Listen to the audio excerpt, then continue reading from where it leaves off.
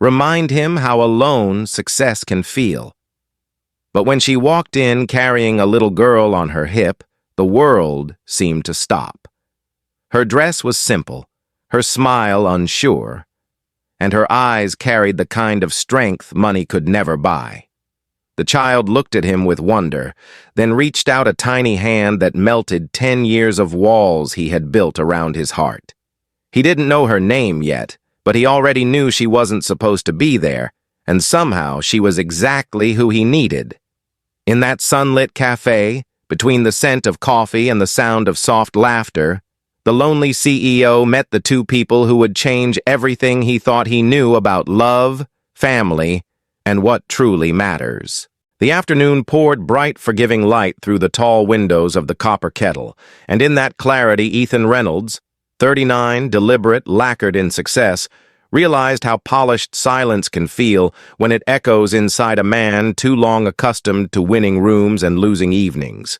He was early, as always, charcoal suit pressed and precise, white shirt spotless, slim black tie perfectly centered, silver wristwatch chiming private discipline.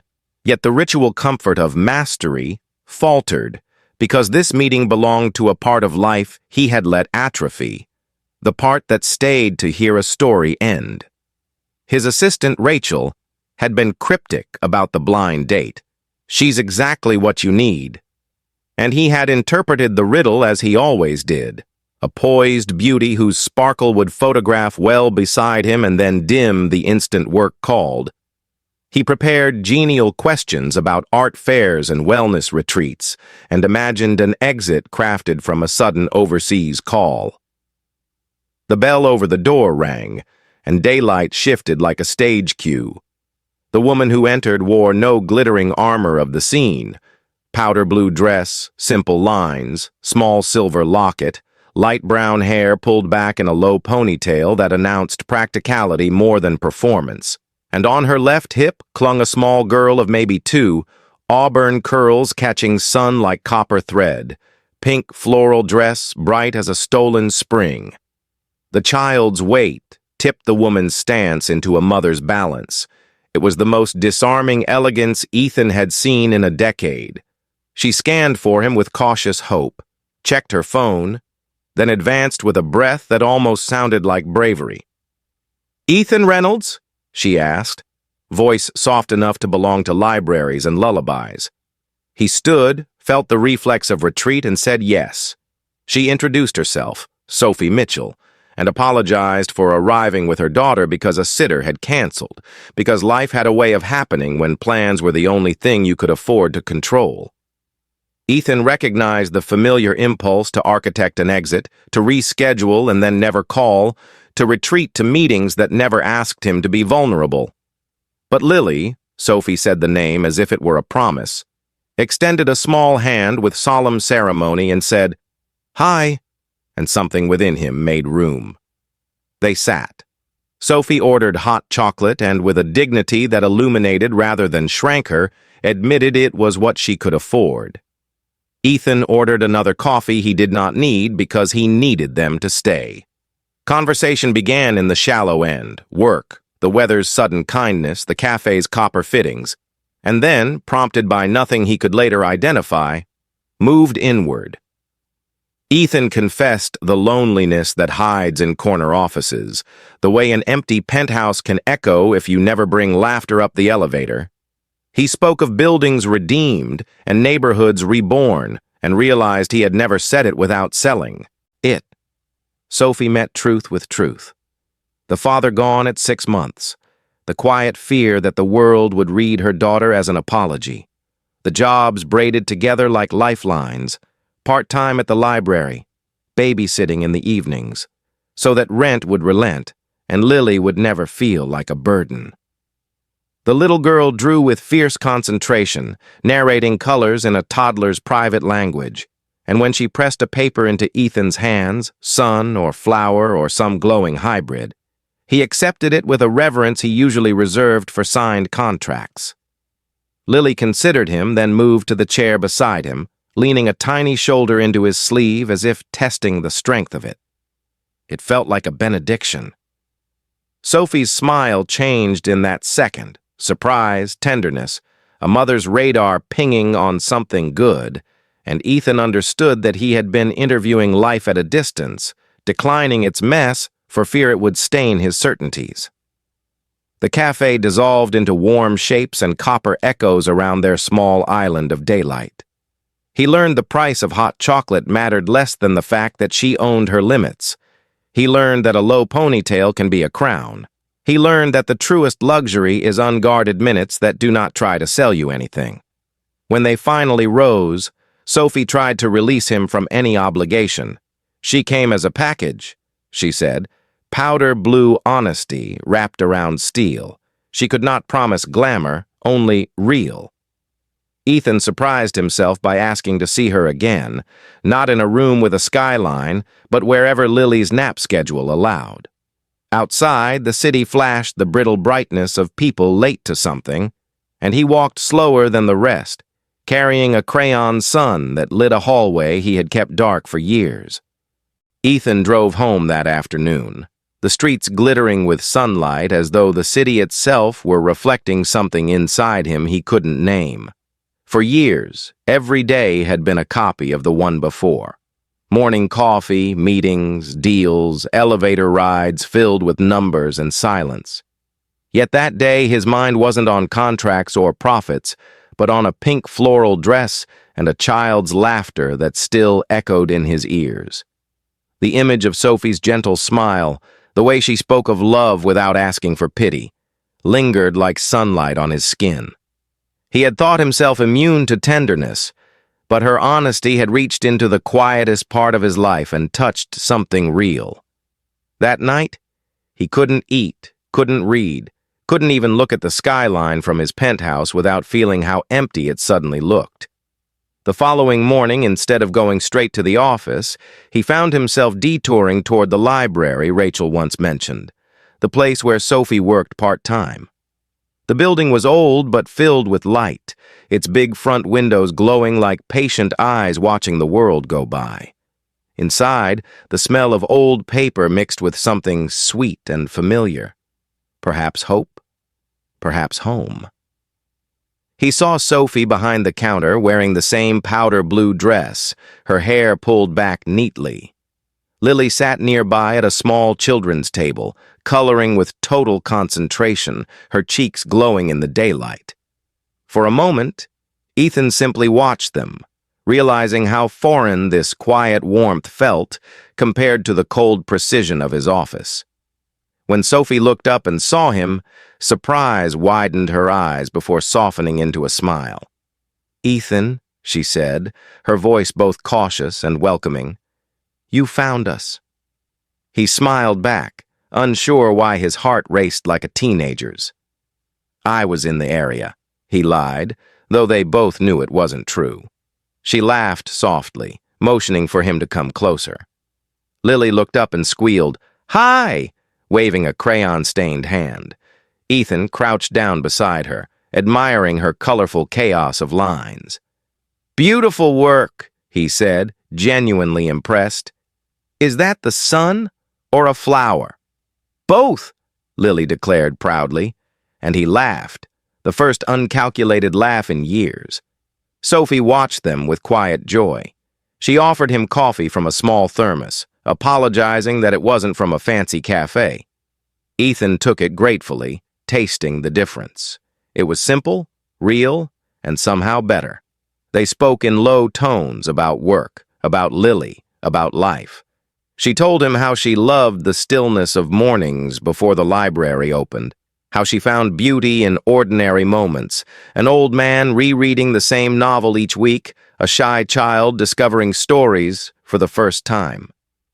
Ethan listened, feeling something inside him unclench.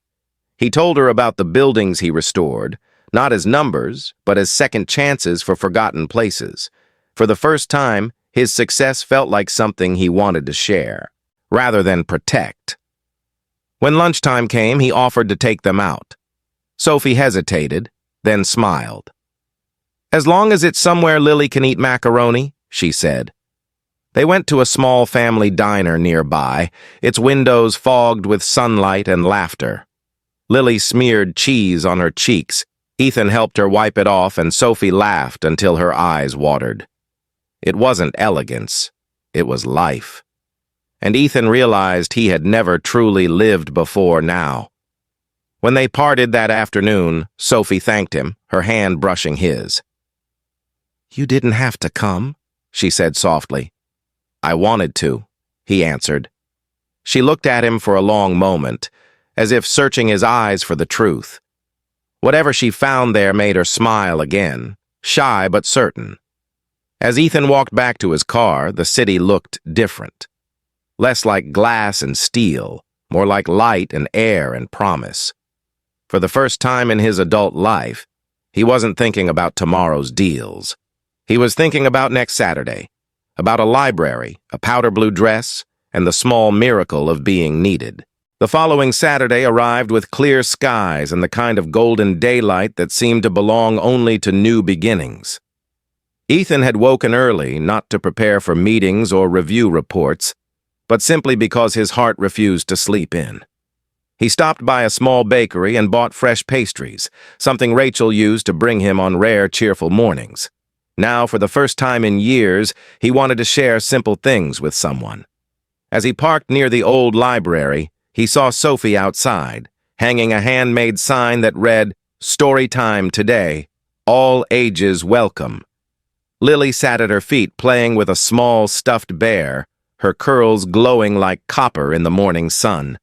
Sophie waved when she saw him, her face brightening instantly. "You're early," she said, smiling. "I didn't want to miss story time," he answered. She laughed, shaking her head. "I didn't think the city's busiest man even knew what story time was." "I'm learning," he replied gently. They went inside together, sunlight following them through the tall windows like an old friend. Inside, the library smelled of books, crayons, and the faint sweetness of children's laughter. Sophie led the small group, reading with calm passion, her voice turning words into music. Ethan sat quietly among the children, his expensive suit oddly at home among sneakers and bright backpacks. Lily sat on his knee, giggling whenever he whispered along with the story. For the first time, Ethan felt he didn't need to impress anyone. He was simply present, and that was enough. When the story ended, the children clapped, and Sophie's eyes found his. For a brief moment, there was something deeper than gratitude between them, something that neither dared to name yet. Later, as the crowd thinned, Sophie poured them both cups of coffee from her old thermos. "You seem different," she said, half teasing, half curious. "Maybe I am," Ethan admitted, staring at the sunlight falling across the floor. "I used to think success meant building things that lasted, but lately I wonder if it means sharing time with people who make you feel alive." Sophie smiled, brushing a stray curl behind her ear. "You sound like someone who finally discovered the secret." He chuckled softly. "If it is a secret, it's one I almost missed." They spent the afternoon walking through the nearby park with Lily. Children chased pigeons, laughter mingled with the wind, and the air smelled faintly of blooming lilacs. Sophie talked about the small dreams she still carried, finishing her degree, getting a better apartment, taking Lily to the ocean one day. Ethan listened carefully, committing every word to memory. He didn't offer money or promises, only attention. And that was exactly what Sophie needed. They stopped at a bench by the pond where sunlight danced on the surface like gold. Lily pointed at a pair of ducks, squealing with joy, and Sophie laughed, a clear, natural sound that made Ethan's heart ache in the most wonderful way. "You know," Sophie said quietly, "Lily doesn't usually get this comfortable with people. She must sense something good in you." Ethan's eyes softened. "I'm starting to think she's a better judge of character than I am." Sophie looked at him then, and for a fleeting moment, the world felt perfectly still. The trees, the pond, the light, all pausing as if to witness something quietly extraordinary. When he finally drove them home later that day, Lily fell asleep in her mother's arms, her small hand still clutching Ethan's tie. Sophie turned to him before leaving the car. "You don't have to keep showing up, you know," she said gently, though her eyes betrayed hope. Ethan smiled. "That's the thing, Sophie. I want to." She hesitated, then reached out and touched his hand. "Then I guess I'll stop trying to talk you out of it." As she stepped away, the golden light of the setting sun washed over them both. For Ethan, it wasn't just the end of an afternoon. It was the beginning of a life that finally felt like his. Over the following weeks, the rhythm of Ethan's life changed quietly, almost imperceptibly, like the steady unfolding of a sunrise. Mornings no longer began with cold silence and black coffee, but with a sense of purpose that had nothing to do with profit margins. His phone filled not with corporate alerts but with small text messages from Sophie, reminders about library events or photos of Lily painting her first son, or simple notes that said, "Hope your day's not too heavy." Each message grounded him in something real, something he hadn't realized he was missing. Every Saturday, he found himself driving back to that same corner of the city where sunlight painted the library windows gold. He'd help Sophie arrange chairs for story time, carry boxes of donated books, and stay afterward just to share coffee with her while Lily played underfoot. There was a peace in those mornings, a gentleness that money could never buy. Sophie, in turn, grew more comfortable with his presence. Her laughter came easier now, her voice lighter. She teased him about being too proper, too careful, too neat, and he'd laugh because she was right. But beneath her jokes, he noticed a hint of caution that never fully left her eyes, a trace of fear that happiness might slip away again. One afternoon, as they walked home from the park, Sophie confessed that the world had not always been kind to her. "When you're alone with a child," she said softly, "people look at you like you've done something wrong. They don't see the love. They see the burden." Ethan stopped walking. "Then they've never met you," he said simply. She smiled, brushing her hair behind her ear, but her eyes shimmered with tears she didn't let fall. Lily tugged her hand, wanting to race ahead, and Sophie followed, her laughter breaking through the heaviness like sunlight through clouds. Watching them, Ethan realized kindness wasn't a gesture. It was an act of courage. In the days that followed, he found small ways to repay that courage. He used his company's resources quietly, funding a renovation project for the library without mentioning his name. When Sophie discovered it, she was stunned. "You did this?" she asked, staring at the new shelves and repaired roof. Ethan shook his head lightly. "The community did. I just made a few calls." She laughed, half scolding, half grateful. "You don't have to fix everything, you know." "I'm not trying to fix anything," he said. "I'm trying to give back to what fixed me." For a long moment, neither spoke. The sunlight streaming through the new windows reflected on their faces, making it impossible to tell where the light ended and emotion began. Later that afternoon, they sat outside with Lily, sharing sandwiches and lemonade. A light breeze played with Sophie's ponytail as Lily drew another picture, this one of 3 stick figures holding hands. "Who's that?" Ethan asked, pointing at the drawing. "That's Mommy," Lily said proudly. "That's me, and that's you." Sophie's head turned sharply, her breath catching in her throat. Ethan smiled softly, his voice gentle. "That's the best picture anyone's ever given me." Sophie looked away, blinking back tears. "You've changed her world," she whispered. "And she's changed mine," he replied. The rest of the afternoon passed in quiet contentment, their laughter mixing with the sounds of children playing nearby. As the sun lowered, Sophie packed their things while Ethan carried a sleepy Lily to the car. She placed her tiny hand in his, and he realized how natural it felt. When they reached her apartment, Sophie lingered by the doorway, unsure whether to say goodbye or thank you. "You've done enough for one day," she said, smiling faintly. "I'm not keeping score," he replied. For a moment their eyes met. No words, just understanding. The street around them glowed with fading light. It wasn't love yet, but it was something close, something that might grow if both of them were brave enough to let it. Spring drifted gently into the city, softening everything it touched. Trees along the streets bloomed into pale pink, and the air smelled faintly of new beginnings. For Ethan, every morning now began with the same quiet anticipation, not for business calls or board meetings, but for the small handwritten notes Sophie sometimes left at the library desk. They were never long, a few words about a funny thing Lily said, a line from a book, or a simple, "Thank you for coming."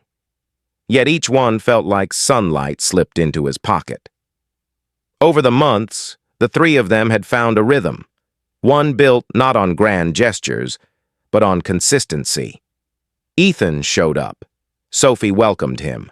And Lily, with her fearless innocence, stitched them together with laughter and crayons.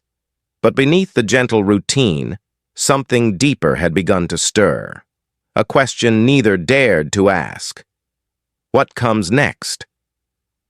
One Saturday, as they set up for another story time, Sophie seemed quieter than usual. Her smile didn't quite reach her eyes. When Ethan asked if she was all right, she hesitated. "They might cut my hours at the library," she said softly. "Budget problems."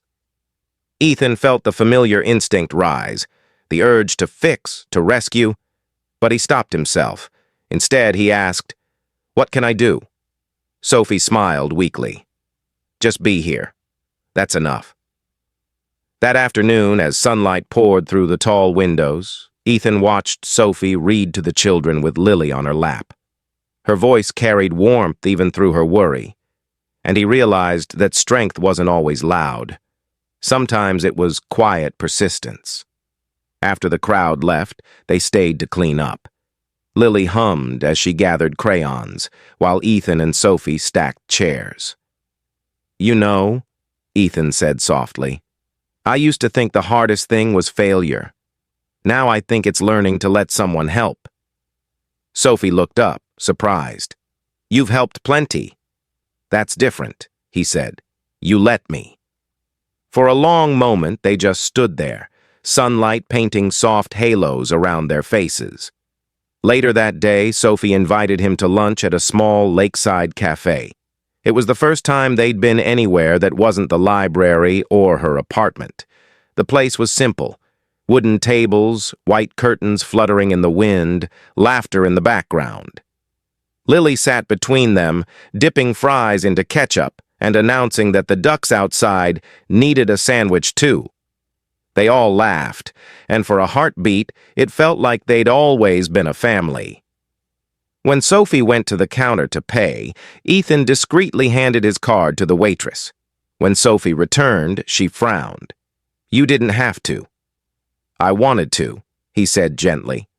"You do so much."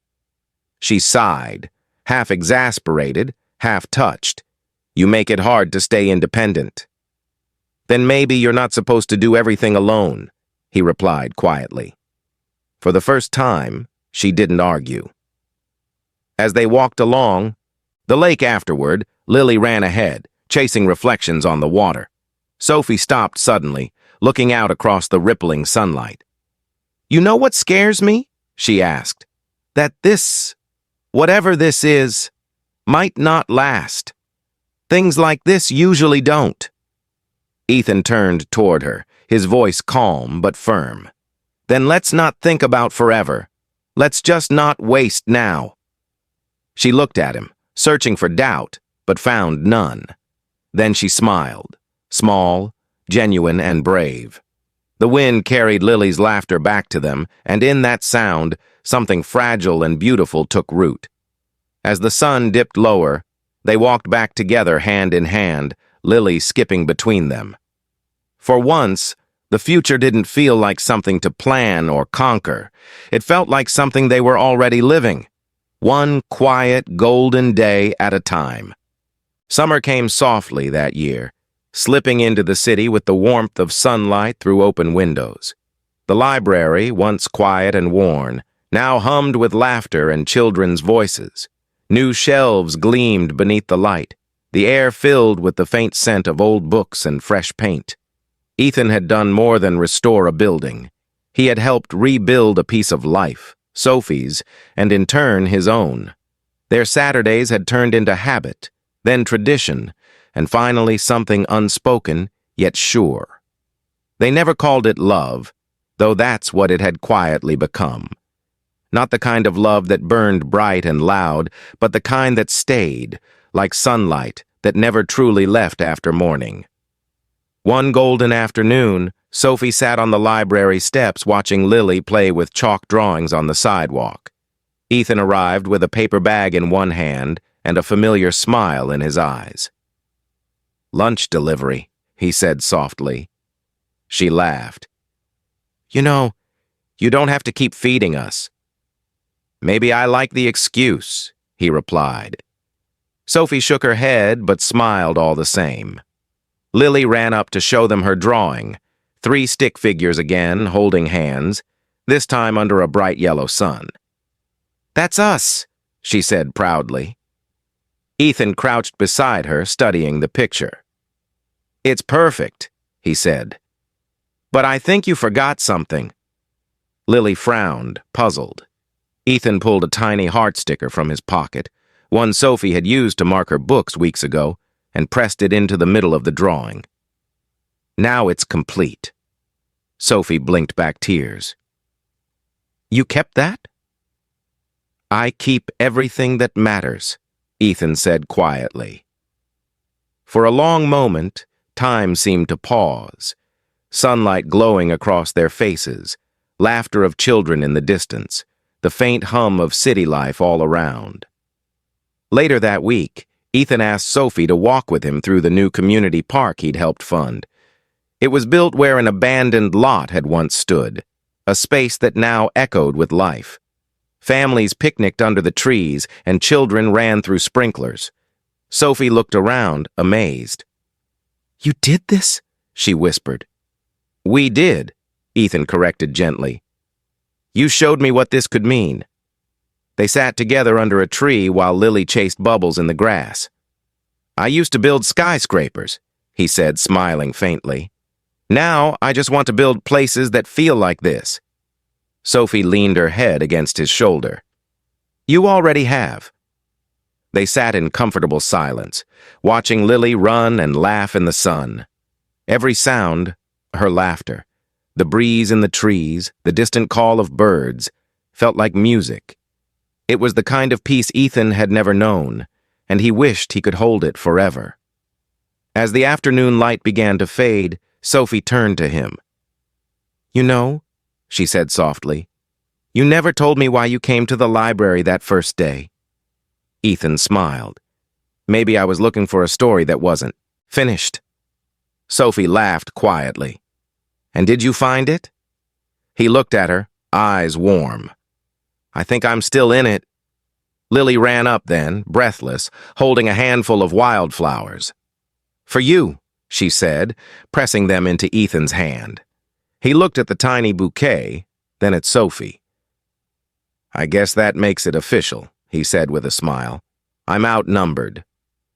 Sophie laughed, the sound soft and full of life. The 3 of them walked home together beneath the golden sky, their shadows stretching long and connected across the pavement. It wasn't a grand ending, no fireworks, no perfect words, just the quiet certainty that they had built something real. And sometimes, that's what love becomes. Not a promise of forever, but a presence that never leaves. When they reached the library, Sophie stopped to lock the door, glancing back at him. "You coming tomorrow?" she asked. "Wouldn't miss it for the world," he said. As the sunlight caught her face, she smiled, that small, honest smile that had changed everything. And in that glow, Ethan realized the truth. Love hadn't arrived like a storm. It had arrived like daylight, steady, constant, and enough.